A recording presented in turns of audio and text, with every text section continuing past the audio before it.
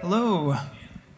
Yeah, the lights are no joke. I actually just got in from Scotland, and I was really hoping to get a tan while I was here. So at least by the end of this, I won't have to go out in the sun. Hello, everybody. I am Patrick Johnson, CEO of Rock Paper Reality. We were the agency that was working with Intel to develop the experience that we're going to be talking about today. So, did we do introductions already, or? You'll play the video and we'll do introductions. Oh yeah, sure. So let's just dive right into the video. So the experience that we created was called Token Wrangler 5000. It was a experience that was developed for Intel Innovation Event, and it was to, well, we'll just play the video and then we'll get into the specifics. Double click. All right. Oh, and it's supposed to have sound, but that's okay. So we'll just talk over it. So that's Chuck. Chuck was our protagonist. He was using a controller, so you could actually, it was all web-based, and you activated it by scanning the QR code up there. And the challenge was Chuck got sucked into a wormhole. His badges got spread across the event, and the objective was to go find Chuck's badges to then complete the challenge, take it to the Microsoft booth at the end, and have a chance to win a Microsoft Surface. Those are some of the images from the event. We'll get into a lot more of the specifics here, but that's kind of the experience in a nutshell. Quick. Very quick. Awesome. Thanks for that. So let's go ahead and do introductions. Again, I'm Lisa Peyton. I'm an immersive strategist. I teach at the University of Oregon. I was at Intel with Billie Goldman, my dear friend and colleague, for about 5 years. And I've been in the immersive media space for almost 2 decades, a long time. So I'm old school. I've been speaking at this conference for years, and I love it. And there is so much amazing content here this year, and the buzz is palpable. Like, it's really awesome. So I am thrilled to be here, and thrilled to be on the stage with both of these 3 panelists. And I'll let them go ahead and introduce yourself and maybe talk about the role in the campaign. I was one of the strategists on the campaign, working alongside these 3, and then a moderator today asking all of the key questions. So, Billie, go for it. Okay, is this working? Excellent. Hi, everybody. I'm Billie Goldman. I have been with Intel 28 years. I have done everything from PR to product marketing to sales to brand strategy, but I repeatedly come back to the co-marketing space as I have the most flexibility here. I don't have to talk to anyone internally. I have the most money here in the partner space, and anything I can talk my customer into doing, I get to do. And so it allows me to be innovative. I've won a Daytime Emmy. I have 23 Cannes Lions. I really like to push the envelope and surprise and delight the audience. And being on the B2B side, there's not a lot here that actually surprises and delights. And so my role in creating this augmented reality experience was really providing the funding to make it happen with Microsoft, and then really just driving it to be the best we could possibly make it in the 4-week time frame that we did it in. Yes. Kellie, take it away. Okay, I'm Kellie Bayer. I'm also with Intel. I'm on the event team, and I work on special programs and engagement, sometimes different types of experiences. My background has been, I started with marketing in the home networking group with Billie 23 long years ago. And then I moved into the software group, which was where I found everything I love about developers and all this. It was my joy. Biggest joy. I'm now on the corporate side. In my developer world, we did a lot of different interactive experiences because I wanted to bring out different types of knowledge through experiences where it's fun and it's engaging, but you're still telling the message. We worked on a lot of software tools. Intel has a lot of software tools. And part of that was using the tools to create these experiences and letting people see what they could create. And that was like my biggest joy until I worked on this program, which was another highlight of my career right now. But it was a lot of fun, and we saw people's reaction in person at the events. And it changes how you look at engagement because it's part education and it's part of engagement, and it really has more impact than you can ever know. Thanks, Kelly. And I'm Patrick Johnson. We have met. I CEO of Rock Paper Reality. Agency's been around for 5.5 years. We focus on 3D content creation, immersive storytelling, and we're the agency partner at this event. This is my 8th AWE, which is amazing to see everybody here, so many familiar faces. And been working in the space for about 10 years and just really watching the part that I'm most interested in is the storytelling aspect of it and watching it evolve year over year. So that, and also I lead AWE Night SF. So if there's anybody in here interested in getting involved with the community, we've got 5,000 members now. Give me a holler after the event and let's talk. Thanks. So let's start with objective. Right? Let's take a strategic approach to this conversation and talk us through what was the objective of the experience. And you can chat about both of them. Remember, they're two separate ones. Maybe we should start with the first one, our first execution for the virtual event, and talk about the objective for that event. So we've done 2 augmented reality experiences at this point. The first one was truly a developer audience at Microsoft Build. The point there was actually to deliver code to these software developers and get them to go to GitHub to actually download that code. And that was the sole focus. And that was, we didn't know if it was going to be a live event. We didn't know if it was going to be virtual. We didn't know if we were going to have a booth. It was one of those during COVID, we just really didn't know. And it's like, okay, we need to build a solution that will work regardless. And that was the first execution, which led to the second. The second execution. I actually did the demo. I actually did Chuck first, and I was like, we need to do this at Innovation.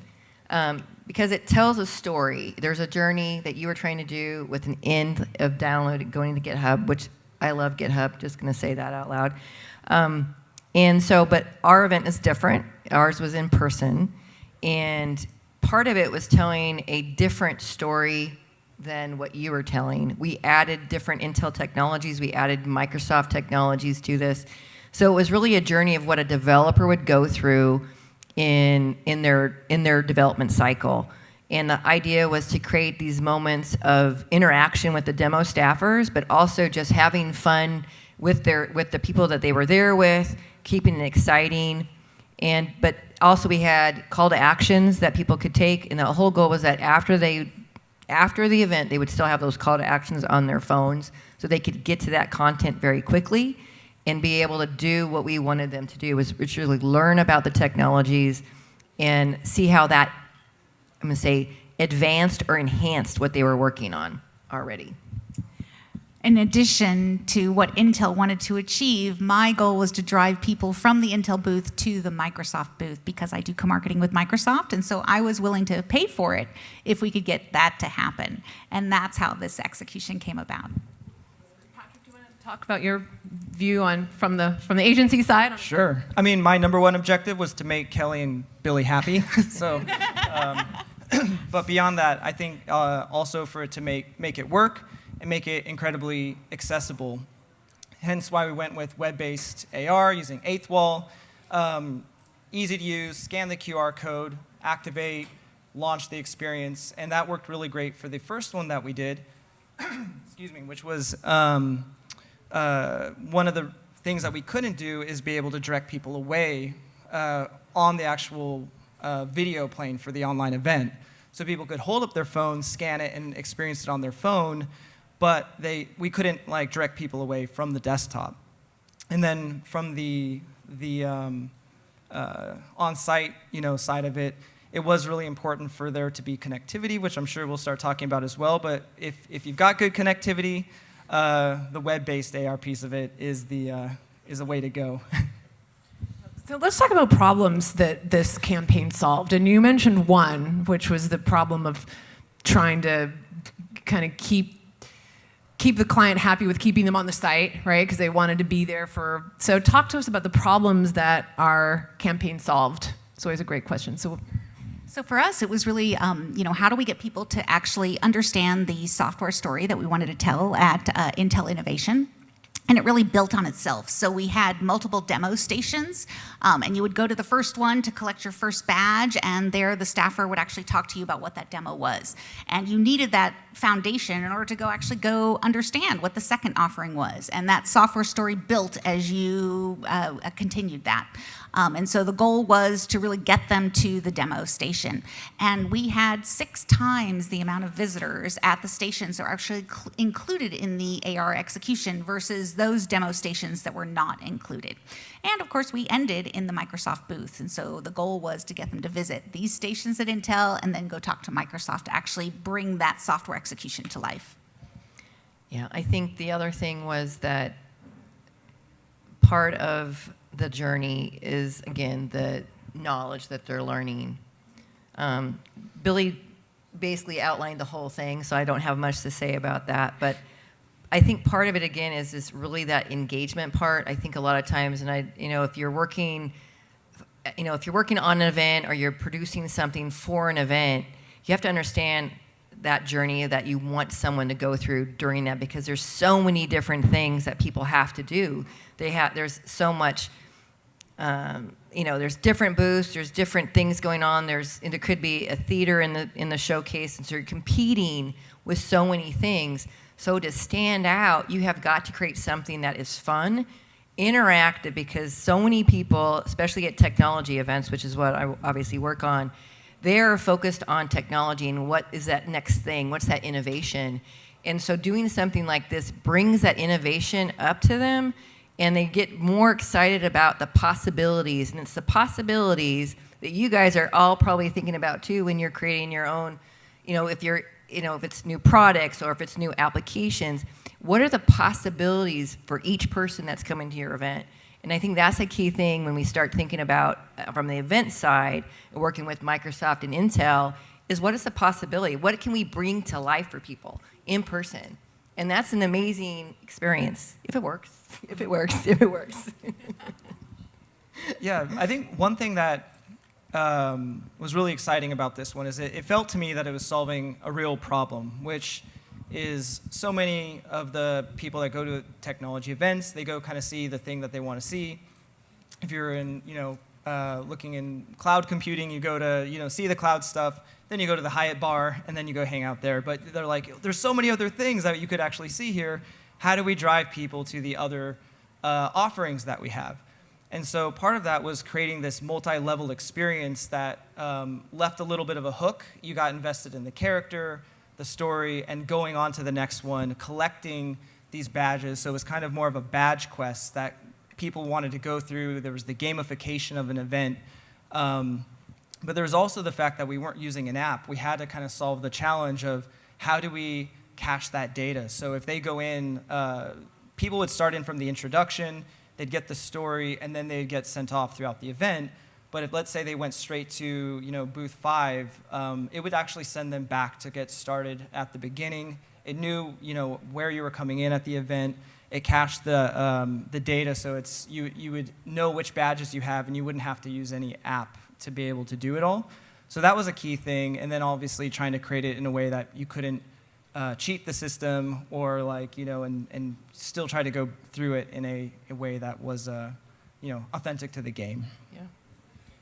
Awesome. And was the CTA, so I know GitHub for the first, was it the same CTA for the in-person? Talk to us about the differences there. Yeah, it was a little bit different. For us, we had different call to actions, really going to different websites, Intel websites and Microsoft, to get more information about the products or whatever solutions we're talking about. I think there was a mix of hardware, software, and then Microsoft confidential computing, I think it was. And so we really wanted them to learn more, but actually be able to get that information. But again, it's on their phone, so it still sits there, right? So we wanted to be able to go back.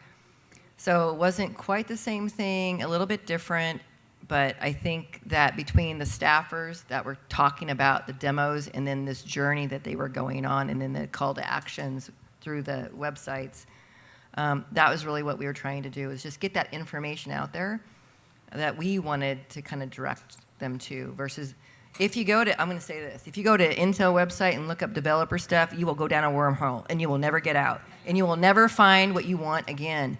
So we needed to direct people directly to where they needed to be. And that's a key part of that, because if we make them search for it on our massive websites, it's not going to happen. I'd have to say also, I mean, we all attend trade shows, much like we're here today, right? And you know, how often do you collect a piece of paper or someone's card, right? And of course it makes it into your bag, but does it actually make it home? You know, and this was actually launched on your phone. It was in your browser. And so it was there for you to go check out as soon as you left, right? And so it kind of walked away with you instead of you having to take away a piece of paper. Let's talk about the storytelling, because I think that's one thing that probably didn't translate very well with the video that didn't have the audio piece that was missing there. But this was very edgy for Intel, and there was a lot of legal, we were talked to legal and other things a lot, because we really wanted to push the boundaries around in kind of finding the tone of the developer audience, which tends to be very snarky and sassy and a little edgy, and that's not necessarily Intel's thing. They're more traditional, and I think that the problem of being relevant and feeling that we know the developer audience was a big problem to solve. We look at companies like NVIDIA and others that, quite frankly, do a pretty kick-ass job talking to this audience. So I think, talk to us about the storytelling and how we wanted to really push the boundaries with what we could do. You know, yippee-ki-yay, motherfucker. Well, I mean, we don't have that on the shirt, but the idea is still that's there. what we wanted to be on the that's shirt. what we wanted. I will say that the T-shirt, I did not get approval on from my management, which was not good, but it was the right. I mean, Microsoft paid for it. Yeah, So. we knew what we wanted to do. I think one of the things that we've not talked. This experience was funny. Chuck, and what was going on with Chuck was funny. So when you're doing it, you're laughing, but you're also like trying to understand what's that message. And there was that mix of, again, engagement between, interacting with people and, the demo staffers, and we had professional staffers that would kind of introduce the program so people knew kind of where to start. But it's that engagement with people, it's engagement with technology, it's engagement with the messages, but if you're always so strict on what you're saying and doing, people will disappear. So the humor in this experience kept people engaged with it and wanting to find out, what was Chuck going to do next? Where was he going? And I think that was an important part of this, is that you didn't, like everyone's experience, because I stood behind people watching what their experience was on their phone, and everyone had a different experience because it changes. Based on your height, based on how you stand, based on how you hold your phone, it changes. But Chuck is always doing different things, and it's different on everyone's experience. And that was really, truly amazing. It wasn't the same experience for anybody. And I think that made it more engaging for people. And they wanted to go to the next station. They wanted to learn more. And again, it will be up to demo staffers to tell the story that we want to be told. And sometimes that it's a hit and miss, I'll be honest about that. But the goal is that they did the call to action and they had that on their phone. Patrick, do you want to add about how your team approached the storytelling? Because a lot of the creative work rested on you guys. Yeah, sure. So I think funny is like definitely a key piece to it. Like, we didn't want this to be serious. We wanted it to be humorous. We also wanted it to be kind of a throwback to, early Nintendo games. So there was kind of like, power moves and things that they were like, struck kind of, Chuck striking like a pose when he finds the token. That was like reminiscent of. Do it. Yeah, well, that was the first one, definitely. Just do it. The voiceover was like. I'll never forget that. We had some good beeps in that one though, so that was good. Cursing aloud with beeps. That's the key. Yeah.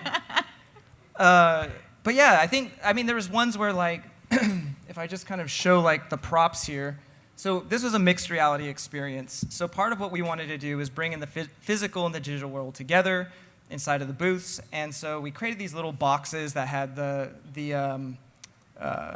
graphics on them. And then the boxes would play into each one of the levels. So one of them, you had a question that popped up about cloud computing, which could have been like a stuffy question, but if you pick the wrong one, essentially Chuck goes into the box, he gets smashed like a trash compactor, and then he comes all flat, and he kind of like is tiptoeing out, and then you go in the right one, and then he gets his badge. So each one was just like, we used kind of a story structure was like, these were part of our template where we had to have a box, we had to have a chuck, and then we had to kind of play with the idea of the badge. And then create something that was kind of funny, a little irreverent, and then a little less, maybe corporate stuffy that would resonate more with developers versus, people in suits. Yeah. I mean, really, the developer audience does not want to be marketed to, and so it was a Deadpool kind of tone that we were going for, and really, I think, paid off. Yeah. KPIs. Okay, so we can talk about KPIs. So we, for the first execution, had GitHub downloads, and for the second execution, it was driving people from the Intel booth to the Microsoft booth. We didn't really know what else to really build our KPIs around, quite frankly, because this was new and we had never done it before, and so we didn't have a lot of strong KPIs, quite frankly, in the beginning. This was a pilot; it was positioned as a pilot, and we, had very smallly defined KPIs. Yeah. We had, I think the time we started talking about and working on this, our registration for the event was not high. So we didn't even know the number of people. So I think our goal was 25% of the audience to participate, because not everyone goes to the show floor, not everyone does this kind of stuff. In reality, we actually had it was a developer event with less developers than business managers. So we probably at the end of the event, when you tallied it all up, we had over 50% of our target audience was the tech managers as well as the developers. We had over 50% who participated, and they had over 2,000 clicks through to the different websites and stuff, which was really good for us, not knowing actually how many people were going to be at the event when we started planning this. But also, it was brand new. We didn't know how it was going to turn out with people and how they would interact with things, because you never know when you try something for the first time at an event what's going to happen. Sometimes it's a huge success and everyone's standing in line for it, and other times they're like, not for me. This one was successful, and we were extremely happy with the outcomes for it. It was a little too successful. I mean, really, they were climbing over each other to, launch it and actually participate with Chuck. We did not anticipate that. We thought, it would be 2Z, 3Z kind of people that doing it at the same time. We didn't expect, 10, 15 people trying to do it at the same time. It kind of surprised us. Yeah, which made it almost difficult to do. And we'll get into that. Now, so lessons learned. I mean, there's always so much to learn from these activations, and I think sometimes things that not going so well teaches us so much more than things that are stellar, right? So let's start with the virtual event QR code activated AR thing that you did, and maybe let's talk about some lessons learned from that. What might we do differently? And Patrick, maybe you kick this off, because I'm sure you learned a lot of lessons. I mean, there were, how much interactivity did we give the developers with this AR, factory floor that you made? Cool. Yeah, I guess for the one that was the in-person event first, I mean, there's lots of learnings. I mean, connectivity still is like such a big one. If you're going to use web-based, then got to have connectivity. If you're using app-based, you don't need it. I think one thing that comes to mind, just going back to the mixed reality piece of it, so you brought up a great point, Billy, about people swamping a table. Well, these are little boxes, and they have, the target is right on the front of it, and, one of the vignettes, the scenes, basically was try to find the token inside of this tabletop. And we hid the token inside of the box. So the idea is you're controlling Chuck around the table. You walk Chuck up to the box, the door opens up, and the token is inside. It works fine when you're facing the front of the box, but if you're actually going from the sides of the table, then it works less well. In fact, it doesn't work at all. So one of the things that we would have probably done is had a little bit more direction of where people are coming in from the experience. So a big takeaway is if you're creating a location-based experience using AR and it requires some sort of target recognition, make sure that the people are coming into it where the target's going to be seen, and they can't come in from the sides, because that's gonna ruin it. So that would be one AR kind of takeaway. I would say that someone's height, how they hold their phone, Yeah, totally. where they stand, all is important. Because I would be watching, again, I could watch 3 people's phones by standing behind him, and they could be different heights and different angles of their experience, and they were all having different experiences with it. Not that it was a bad thing, because they were having fun, they were learning, it was great, but it was just like, okay. And I'll say, Wi-Fi is king in these kind of experiences. During setup, installation, the Wi-Fi was on, you could see the Wi-Fi working, and it didn't work. And it was like, and at one point, we were going back and forth, in text or email or whatever we were doing, and I was like, this isn't working. It's not getting me past this point. And they're like, well, this is the instance we had last week. And so they had a whole different instance going on. There was probably like 3 or 4 instances before this one, and we were seeing old stuff because the Wi-Fi was not working very well. And the only reason why we figured that out, it was Wi-Fi based, is because the Microsoft rep took his stuff, took his cube and the mat, or because there was a pad down, and he took that to his hotel room, and it worked fine. He got it all to work, and we were like, okay, we all know now it's Wi-Fi, because when you have Wi-Fi showing up on your screen 5 bars or whatever it is, you don't think about that until someone has a different experience. Yeah, they were caching it locally and giving you an old experience. If I had to do it again, 1, get a lot more time. I mean, 4 weeks is crazy to actually execute something like this. 2, it was too complicated. The mixed reality, I would nix that next time, and really it's like, okay, or have multiple stations. So, multiple people can be doing the exact same station at the same time. Those were my big takeaways, on top of the Wi-Fi actually, needing to work. We also shortchanged ourselves as far as budget. We did not have the money to actually have somebody on site to, test these things and make sure they worked. And it's like, God damn, I wish we had paid that money, because, we stressed out a lot of people. We almost canceled right before the show. There was discussion about that, right? Which was like, I'm like, this is going forward. Right. Pat Gelsinger is going to be walking through the booth. And it's like, okay, is this ready for Pat? And so those stressors that happen at a show, for those behind the scenes, are intense. Of course, for those that are actually experiencing it, yes, they're experiencing something that's subpar in what we expected, but they actually are experiencing it. And they are taking away the items that they wanted. And it wasn't exactly what we wanted them to have as far as an experience, but they got all the pieces. They took away the takeaway, launched on their browser. And so I think we're kind of hard on ourselves in that, we built this for, you to actually in the end walk around the show floor with Chuck as your companion if you wanted it to.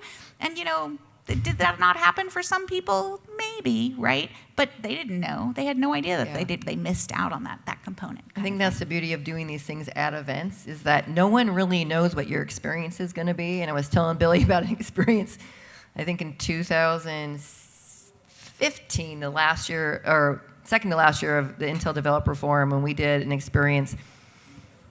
And what you realize is that to people who don't know what the experience is about, if it's not working right, but they don't have any clue. So don't give up. I think it's to take that success, because from my history, we had an event, telling Billy, and we were using RealSense cameras, and they don't exist anymore at Intel, they exist elsewhere. And we got damaged ones, they were fresh off the thing, there was only a few to do, fresh off, whatever. We got him, sent him to the agency, and they were broken. And then we couldn't get him. I begged and begged and begged internally, I need at least 3 cameras. We got them on site 3 days before the event. And it was supposed to be like people, you could see yourself, you're an avatar. It turned out to be Zombieland. And the thing is that no one knew, and they were so excited about the game and being a zombie, right? That was not the intent. So what we think is great and what we're missing out on may not be their experience. So you just make it go forward, you make it work, especially if you're at an event. Obviously, if you're doing an application and you don't want that to happen at home, but at an event, you have to kind of roll with that and make things work, be flexible, And I mean, those experiences, and same thing happened at Innovation with this game. People didn't know what to expect, so they were just kind of like figuring it out on their own, moving around, doing their thing, so they got it. But it was, I mean, people were excited about it, and they would be happy going around and getting their stuff. It's amazing to watch people. Awesome. Questions? Are there any questions from anybody at this point? Yes, I saw your hand. Yes, please. Thank you. My question is, was there any limit or limitations, or did you see certain demographics, like younger people, more abrasive of this, or is it kind of across the spectrum that everyone was really interested in trying this new technology? I will say on site, who is playing it. Mm-hmm. So I will say the younger audience got it. The older audience, again, you have to think that our target was developers. We had a lot of business people, and they're not really into that stuff as much, I don't think. Yeah. The developers loved it. They're the ones that went through and finished the whole thing. And they were, I mean, even if they were getting different experiences as they were together, they were joking about it and trying to figure out how do you move to get it to go, like my friend over here. So that they were willing to experience the whole thing and go through it. But from a diversity standpoint, it was men, women, male, female, all ages, but I want to say more on the developer side than the business side. I think you really have to build it for your audience, right? Mm-hmm. And so we were very hyper-focused on developers because that was the two shows between Build and Intel Innovation that we were really focused on. And, there are others there. And if it was just a business crowd, we certainly wouldn't have had Chuck and, the funniness around it and the snarkiness. We definitely would have changed it based on the audience if we knew it was going to be only business. Is it because business people aren't funny? Well, they're a little more serious. So they want to get to funny. the point as quickly as possible, right? I mean, yeah. Don't take humor as well. Mike, did you have a question?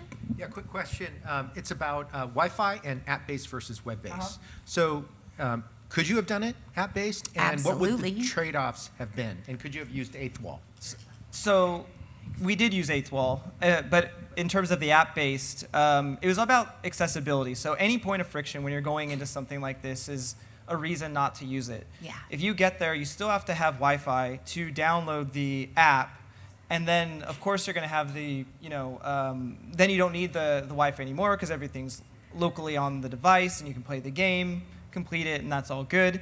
But going to the App Store, finding the app, downloading the app, doing all, it's too many things. I want nothing to do with it. Exactly. That's really it. I mean, it's such a barrier in the marketing space, I mean, the one, silver lining from COVID is it saved the QR code. And you just turn on your camera and then it launches, right? I mean, really, that's what we wanted is instantaneous gratification, not having to download that app and then play with it and then delete it later, Exactly. I would still make the same choice today. Any other questions? Yes. Sorry if this has been covered, but I was curious how you got people to start using it, and was it before, did you get them excited about it beforehand, or did they all start at the conference? It was all done at the conference. We did have some marketing, table tents around the venue to talk about the experience. And we had some posters of Chuck, and Chuck was on some digital signage around the venue. But when they came into the showcase, we did have a professional staffer that basically greeted them and started talking to them about the experience, how to get their T-shirt, how to get into the drawing for one of the 3 Surface Pros we gave away with Intel inside. I'll say with Intel inside. And so then she kind of went through the whole thing with them, and then she sent them off to the Intel booth or the pavilion for the start. And so we actually had a station at the Intel pavilion that people could get more information, but it was kind of kicked off into it. There was a starting point. There was 3 demo stations, but there was a start where you kind of launched it, and it said go to number 1. And then you would go 1, 2, 3, and then you come back to the welcome desk at the front to get your prize or your T-shirt. So that person was critical. One of the things Billy and I were talking about is, in reality, we should have had a person like that at each station that kind of talk through it, because even when you go to the demo stations, those demo guys are so focused on their specific demo, they're not going to get into all this other stuff over here, how to do it, how do they stand or whatever. So we really should have had someone specific at each of those stations. That's another thing that I would do different. And if any of you have done demos, you're always focused on your demo. You're not going to talk about something else. They're very focused. That's their job. And to detract from that is not we don't want to detract from that. That's the goal, is that our audience is also, they're playing the game, but they're also paying attention to the demo and getting more information. So those stations probably could have used someone that was focused on this as well and partnered with the demo staffer. I think that would have been much more successful for us. But I mean, at the end of the day, we had a limited budget. I was told I could only do so many things from the Intel side. And so I snuck in a t-shirt, snuck in a couple things. But it's always, I think you always have to think, what is that experience for someone? And if they have a little bit of information, like, the steps to do, we probably should have had more words in those steps, but people don't read at events. They just don't. They're not going to read on their phone. They're not going to read a sign. People don't read anywhere. There's Well, no reading I anymore. read, but I don't read small print because I can't see it even with my glasses. And at an event, people don't read because it's all very visual. You're walking around, you're seeing people, you're so many distractions. You can't rely on audio for the same reason. Exactly. Yeah. So that's why the additional staffers to help support this program would have been perfect.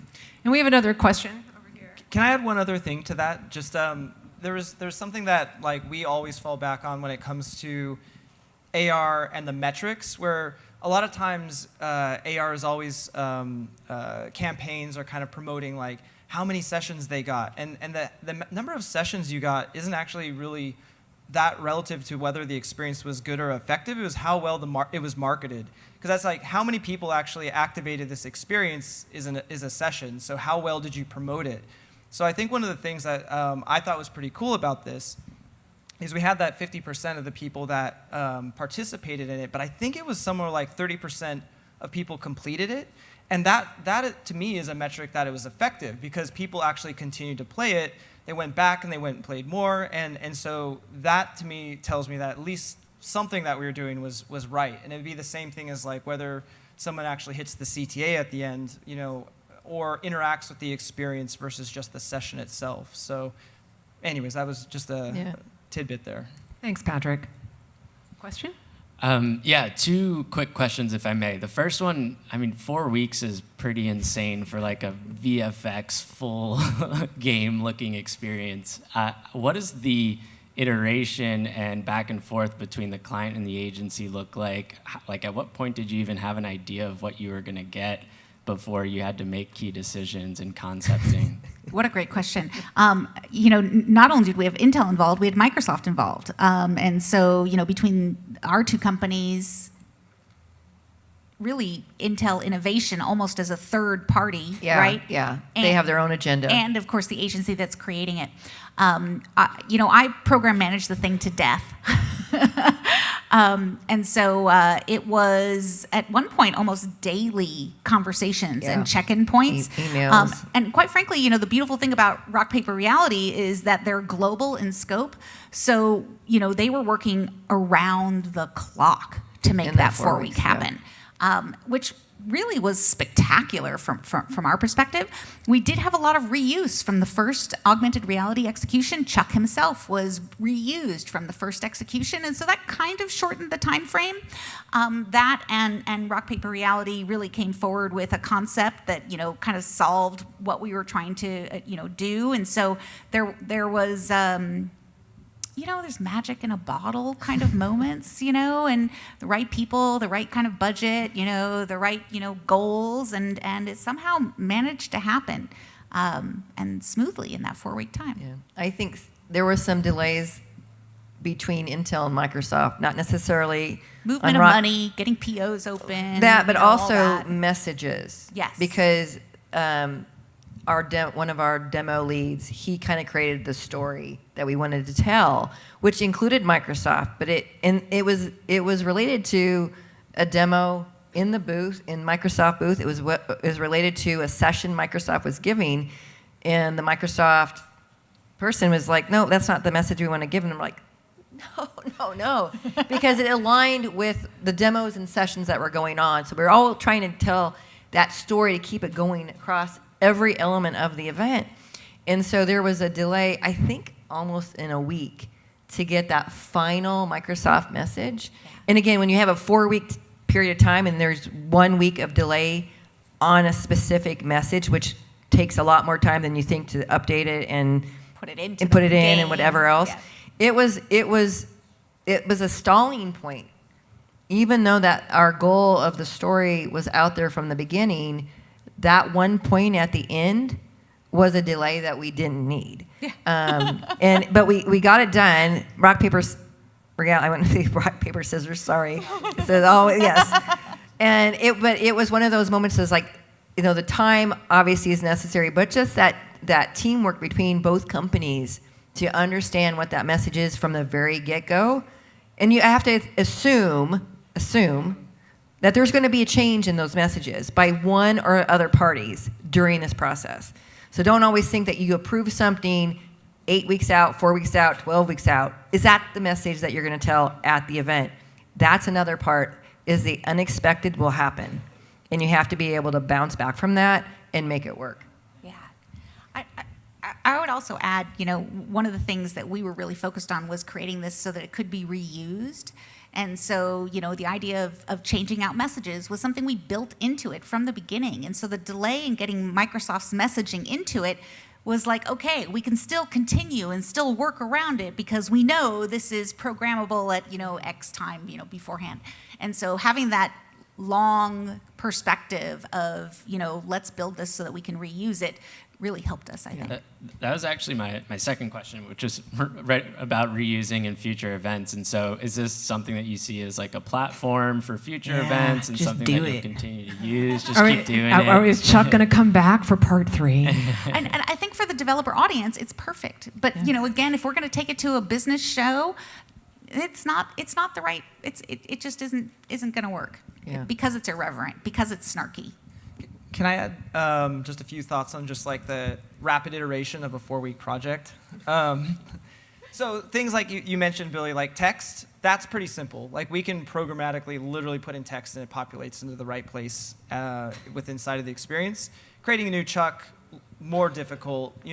Creating a texture on Chuck. Chuck was originally white, but like got changed to blue later on. So that Intel blue, I might add. Not as hard, but I think the thing that was like key is you're working so fast and you have to go through the right like kind of these design phases. And so what we like to call it is like we start with like a really low fidelity mock-up of just like let's just kind of get in line with just the story. Like Storyboards. Yeah. Exactly. Like it's not the color, it's not the look and feel. It's just like let's just come to terms on the story. Then let's start aligning on the look and feel, and then we can start getting into the weeds on the text. The thing that is definitely like while we typically don't like to do projects less than 6 weeks is because we can get a project done and out the door with pretty much no bugs. I think there's obviously, there's still some that might pop up here and there, but the thing that we really like that extra 2 weeks on is just that usability testing. Like you got the experience, it works, it's bug free, but like how usable is it? Is there things that we could add to make the story more complete? Like there's a lot of stuff that kind of goes into that process just to be able to improve the user experience. And sometimes we'll if we have time, we'll even spend more time on just getting that part rock solid and right once we've got all the fundamentals down. So there's just things corners you have to cut when you're moving at that kind of breakneck speed. So we've got to start wrapping things up. I want to thank you all so much for the great questions. And I'm going to toss it to the panel. Key takeaways. Each of you want to have a last word. We'd love to hear your key takeaways. Billy, do you want to go first? You see augmented reality used for the consumer space, and it's a one-to-one kind of model. I think in the B2B space, it is much more scalable and has so much promise. And so I encourage everyone to really jump in and try it yourselves because it's not that expensive. Every single person has that phone. It's so accessible and available to all of us. And I think it's a great way to tell a story and get engagement and have someone remember what it is that you want to communicate. Kellie? Geez. So I think from my standpoint, it's like being flexible. Again, I'm going to come from an event perspective. As an event manager at Intel for 20 years, being flexible on site, coming up with solutions is your number one thing you do and you learn. And being flexible and you can't be rigid when you go into something at an event, because that's when shit's gonna happen. It's gonna go wrong, it's gonna go downhill. And so the flexibility and being able to work with rock, paper, reality, again, scissors, but, and they were right there ready at any moment to they were all over the country and staying up late to deal with stuff that was happening on site. But expect things to happen that are not expected, but flow with it, make it work. It doesn't mean that your activity is done. It just means that maybe someone's experience is just a little bit different, but they don't know what the experience is. And that's the thing about events. They don't know what the experience is going to be. And so you have some leeway in your flexibility, and you work with an agency that's got your back and is going full force ahead to make sure it's working. And those are key things. Patrick. Well, I'm glad you asked. I actually have a slide for this. So we wanted to put just together some do's. Just remember, we already we talked about these. I really like the incentivization for the prize at the end.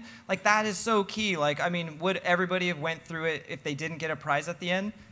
Maybe, probably not as many, but it's just for such a small investment, that's how you can actually make a campaign super effective. Is just give away something, give them a reason to actually complete this thing versus just a virtual badge. One of the other things is the dude up there who I love and who's actually smiling. He's playing something there, but he's not gonna complete the game. But he's still having a good time because he's not able to actually see that marker there. So it's making sure that people are still gonna have a good time, but if you can get them organized in a way that actually has set up for success to be able to achieve the objective of the game. And then finally, I think you could see there, we've got some of the print materials out there, but making sure that it's not just leaning on the experience itself. There's plenty of what would you call them? Just not flyers, but billboards, things like signage. There we go. Signage that is letting people know that there's an experience here. They can play it, giving some sort of incentive to bring people in. Make it small, make it easy. Don't make it take too long. People just want to go in there. They want to play something simple and keep moving and talk with their friends. And then the audio piece of it, it's a nice to have, but it isn't going to be something that you can rely on as part of that storytelling component of the game. Simple Awesome. is best, too, I'd add. Simple is best. Thanks also. Let's keep the conversation going. Billie and I do a monthly XR pub crawl for enterprise marketers. It's a virtual pub crawl where we go around and explore the metaverse from really a B2B enterprise marketing perspective. So if you're looking to stay smart on what's happening out there, join us. We'd love for you to join. We have an amazing community. Many of you that are here are XR pub crawlers. So thrilled to meet you all in person. This is amazing. I'm so amped. But it's bit.ly XR pub crawl. The next event, it's the fourth Friday at noon Pacific, virtual every month. So our next one is June 23rd. It's my birthday month, so it's a huge birthday bash in the metaverse that we're going to be having, and it'll be really fun. So join us, please. And thank you so much for being here. The shirts. And don't forget a Don't forget to take a t-shirt. shirt on your way out. Take a t-shirt. Yeah. Thanks, everybody. Thank you.